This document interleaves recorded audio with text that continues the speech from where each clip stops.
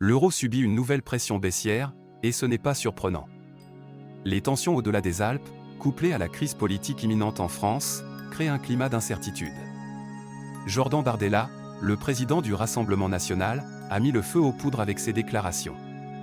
Son parti envisage une motion de censure, sauf miracle de dernière minute. Pendant ce temps, le plan budgétaire de Michel Barnier, qui prévoit 60 milliards d'euros d'augmentation d'impôts et de coupes dans les dépenses, ne rassure pas les marchés.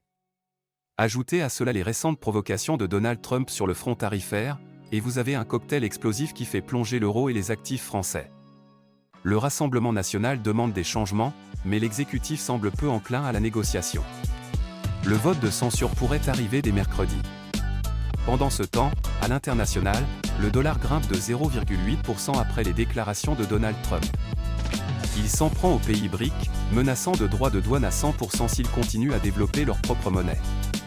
Moscou réagit déjà, avertissant que toute pression américaine pour imposer le dollar pourrait se retourner contre les États-Unis. Une tension palpable qui pourrait redéfinir les relations économiques mondiales.